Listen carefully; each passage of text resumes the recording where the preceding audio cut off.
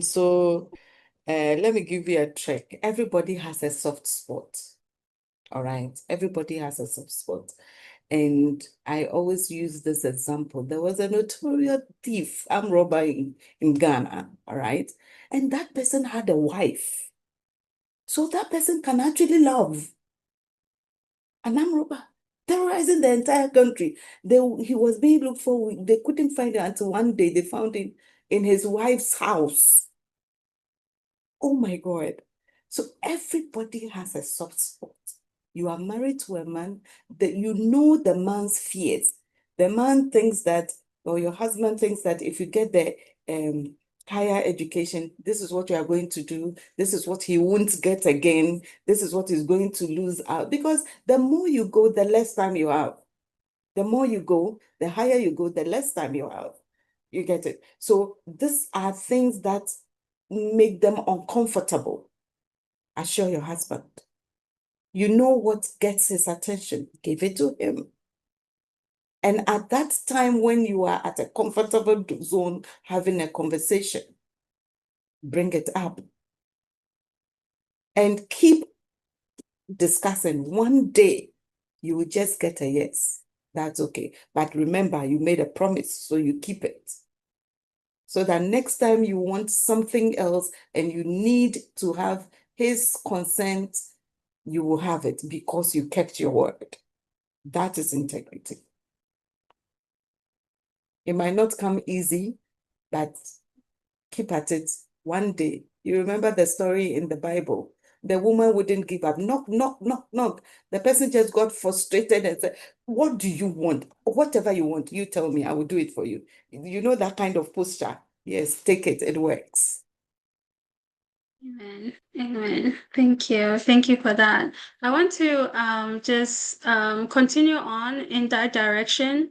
How about the men who are all for their wives, pursuing academics as far as they want to go?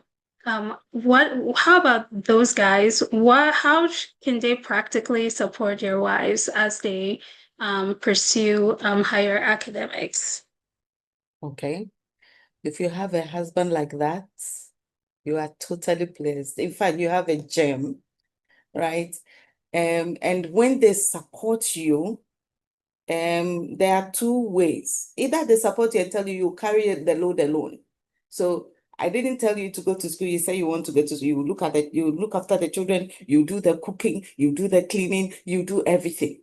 Just find a balance and pitch in. And then we have the other side where your spouse or your husband says, oh, it is a good idea. I know you can do it. So you go. This is what I can do to support you. I'll pick the children from school and get them ready, and so that you can have time to attend classes or lectures, etc., etc. And then they pick some of the chores and what you are responsible for or you do off you to free you a little bit. So there are two ways.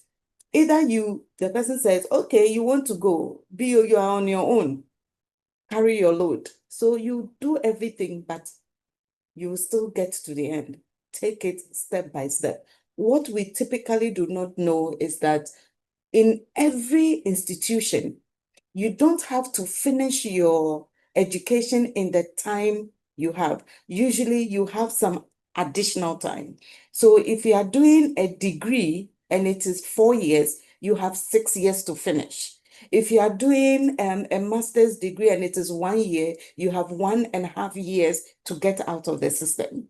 All right. So it doesn't come at any additional cost, additional load, or you start over, but except that you have to keep paying fees as long as you are in the system.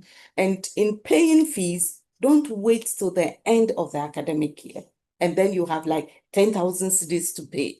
You can pay, break it down, take a calculator. How many semesters months make a semester? Divide it. This is how much I have to pay every month. You keep paying every month. If it's 200, if it is 500, you will still go through it as if you paid the 10,000 in full. And the institution will not be upset by it. I always tell people, Don't wait for bulk money to go and pay if you can't afford it.